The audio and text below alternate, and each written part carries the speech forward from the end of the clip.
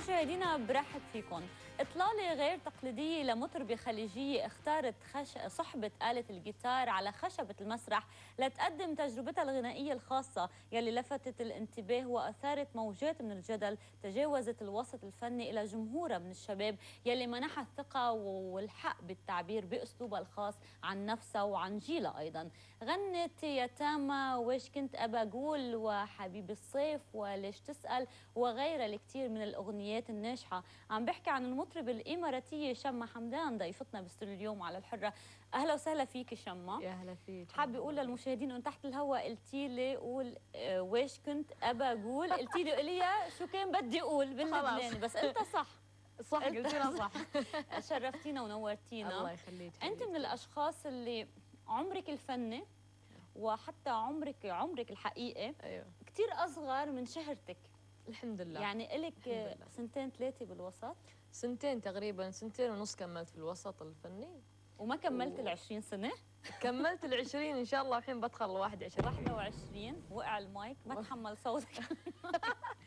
ولكن وقت نقول شمة حمدان ينحكى عنك وكأنك مطربة موجودة على الساحة من زمان. شمة، شو سر صوتك وشو سر إطلالتك وشو سر حب العالم لإلك؟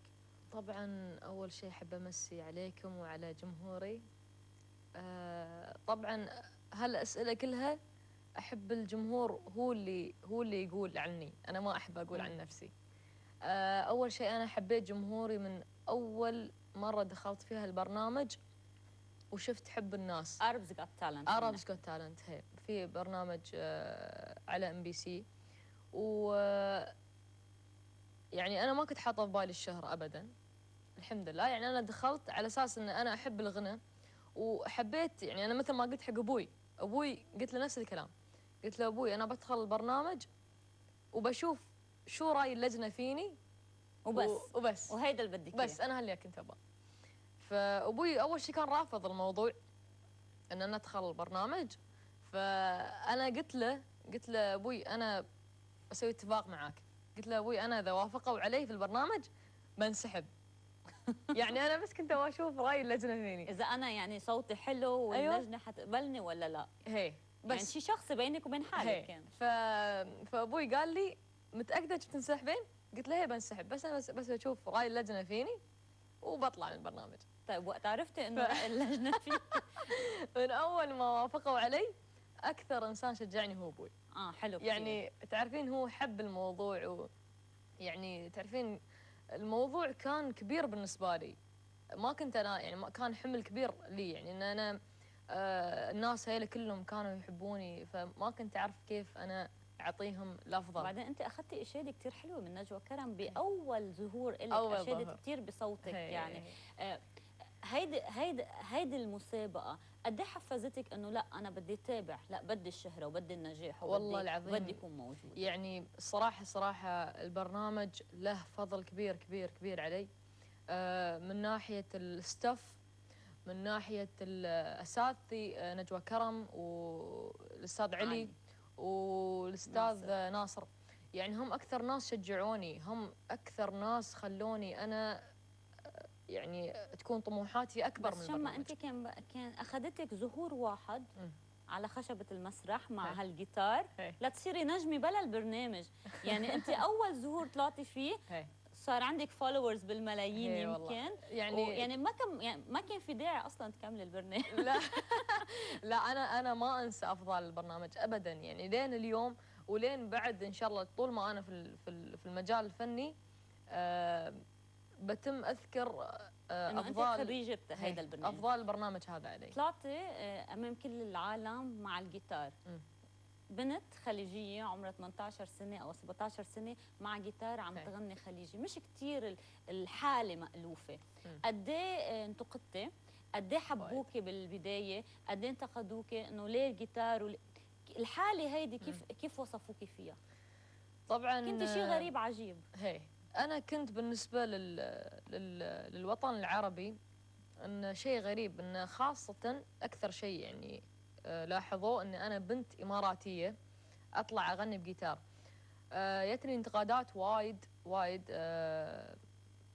حاولت ان انا اتفاداها، بس انه في اشياء ما كنت انا اقدر يعني اخواني في الوسط الفني هم اللي ساعدوني. نعم. يعني مثل الفنان الكبير فايز سعيد والفنان حسين الجسمي ووايد فنانين في الوسط الفني هم اللي ساعدوني، هم اللي علموني، هم اللي قالوا لي شمة لازم تكونين قوية، انت دخلت المجال تعرفين بتواجهين هالاشياء.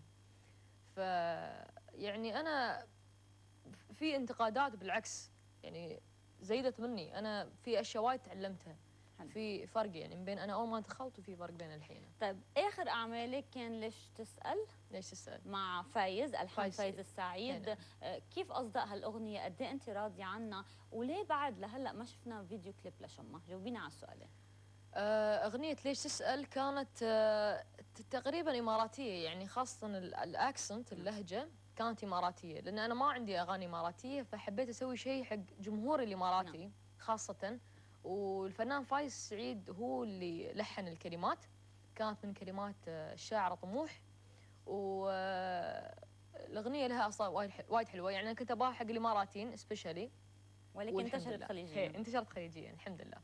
والشيء الثاني على موضوع الفيديو كليب، انا انشغالاتي في الدراسه، يعني انا الحين عمري 20 سنه، فبعدني صغيره، بعدني في اول بداياتي في الدراسه، فيكون في ضغط كبير علي من ناحيه الدراسه ومن ناحيه شغلي في المجال. نعم.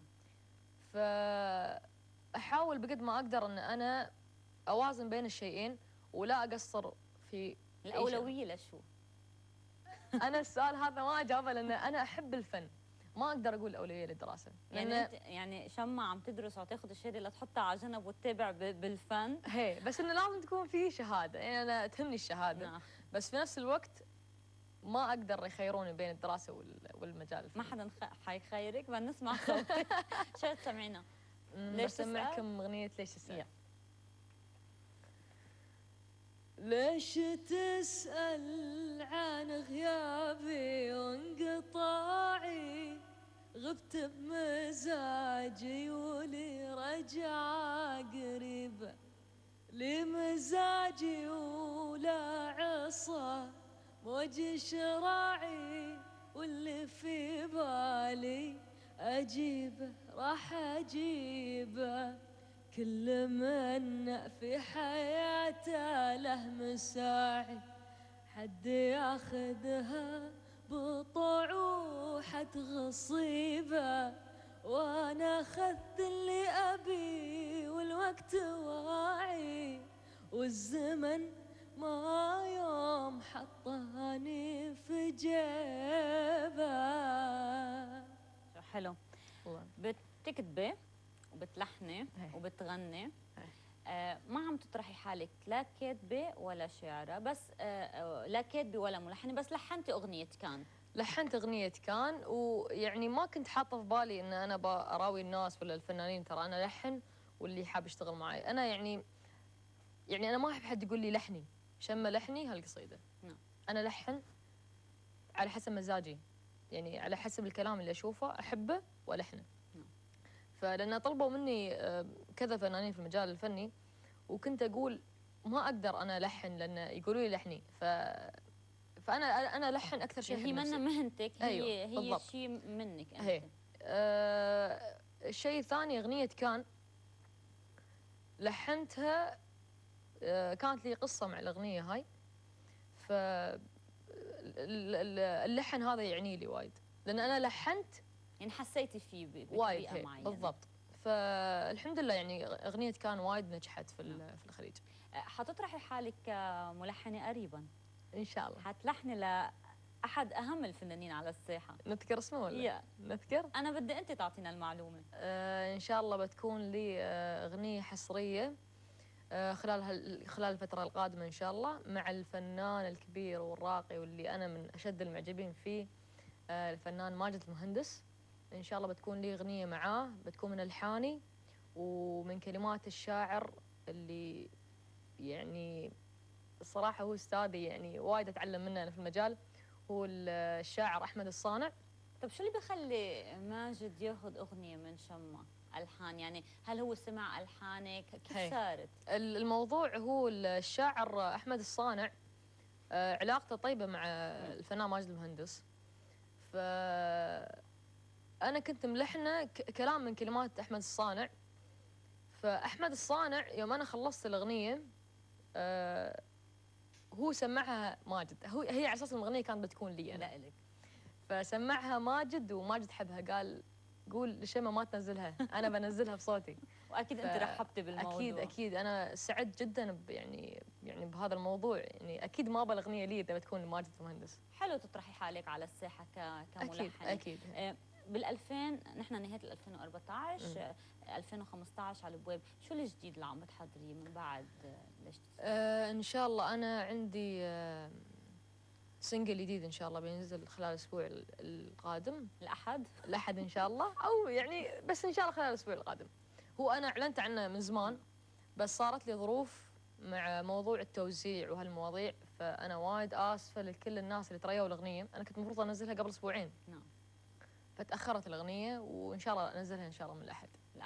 حتكون اغنيه العام الجديد اذا فينا نقول، ولكن مشان كل اللي كانوا ناطرين الاغنيه وما سمعوها واخرتيهم، شو رايك نسمعها اليوم هيك اول مره بالاستوديو اليوم على الحره؟ اكيد ان شاء الله. مقطع منها هيدي اكسكلوزيف لنا يعني. وترى على فكره الاغنيه من الحاني. من الحانكم؟ من الحاني. غيرتي زادت عليك من كبر ومن صغار، إيه أنا مجنونة فيك حتى من حلمك أغار.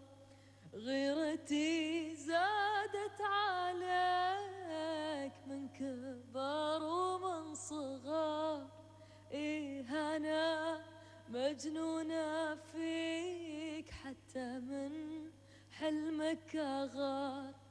يا سعادة قلبي يا سعاد لي مساك، ما أحس براحتي إلا معاك. لا لا لا لا لا لا لا لا لا لا لا لا لا لا لا لا. وهذا مقطع منها، وهيدي أول مرة حدا بيسمعها. أول مرة. خلينا نطلب من المشاهدين يعطونا رأيهم عبر تويتر أكيد. وعبر الانستغرام والفيسبوك. بانتظار آرائهم أنا. جمعة أهل وآن الأوان 2013 2014 مسلسلين، كان صوتك على تتر هالمسلسلين. أنا جمعة أهل ما حضرته، ولكن آن الأوان أبدعتي بالأغنية وكانت جدا جميلة. بتحبي تغني تترات مسلسلات؟ بتحسي بيضيفوا لرصيدك الفني شمال؟ اكيد. انا بالعكس انا من محبين ان انا اغني المسلسلات، خاصه اذا كانت اغاني فيها احاسيس. يعني انا اغنيه قبل الاوان حسيت فيها وايد، يعني لدرجه ان في ناس قالوا لي يعني شم انت تغني الاغنيه كأنك تعرفين قصه المسلسل. فانا اقول لهم انا احب اسمع قصه المسلسل قبل ما انا اغني الاغنيه. لا تحسي اكيد اكيد طبعا. فبالعكس انا من محبين ان انا اغني مسلسلات يعني في رمضان. حنشوف البوم لشما قريبا ان شاء الله؟ في مشروع البوم ولا حنضل على السنجلز؟ لا انا الحين عندي مشروع البومز، بس لين الحين دقيقه جدا في اختيار الاغاني، لان توصلني ديموهات اللي هي نماذج الاغاني من وايد ملحنين، من وايد شعراء. انا في المجال ما احب اجامل. يعني الشغل اللي احبه خلاص انا ابى الشغل هذا وباخذه، بس الشغل اللي انا يعني اللي اشوف فيه افضل منه اختار الافضل، لان هذا الالبوم بيكون جدا مهم، لانه بيكون اول البوم لي. فانا حريصه جدا على الاختيار. حيكون في تنوع ولا حتغني الخليجي بس؟ ان شاء الله بيكون في تنوع، وللحين ما قررت شو بالضبط، بس ان شاء الله بتكون في لهجات ثانيه. ممكن لبناني، مصري، مغربي؟ ان شاء الله. ان شاء الله يعني ان شاء الله بيكون في مصري وفي مغربي ان شاء الله وفي لبناني. قد ايه مهم برايك الفنان يغني لهجات ليوصل لاكبر شريحه ممكنه، او بالخليجي ممكن نوصل للعالم؟ مهم جدا، يعني خاصه اذا الفنان هو كسب جمهور في الخليج لازم يشوف لشيء ابعد، يعني مثلا يكسب الجمهور المصري، الجمهور اللبناني، الجمهور المغربي. لان انا لاحظت في الفتره الماضيه ان انا عندي جمهور في المغرب، انا ما كنت حاطه ببالي هالموضوع. يعني لهذا السبب انا لازم اسوي اغاني كارميون باغنيه طبعا هم يستاهلون يعني كل خير. طب انا كمان جمهورك العالمي عم تعملي له دويتو خاص ان شاء الله اليوم عندنا وايد اخبار حصريات. قريبا. خبرينا هيك بسرعه. طبعا الفنان جيشون هو صديق عمل، وانا وايد اعزه الانسان هذا لانه هو طموح جدا. فان شاء الله بيكون لي عمل معاه. كلمني هو من كم من يوم وقال لي شمه لازم نسوي شيء يعني. فانا قررت ان شاء الله نسوي شغل بيني وبينه، وبنطرحها ان شاء الله في السنه القادمه ان شاء الله. حتكوني عم تغني باللهجه العربيه بس؟ انا بغني بالعربي هي. هو يغني اللي بده اياه. هو اللي بده اياه. طيب بعد عندي 30 ثانيه، بداتي من اليوتيوب، قد ايه اليوم السوشيال ميديا مهمه بحياتك؟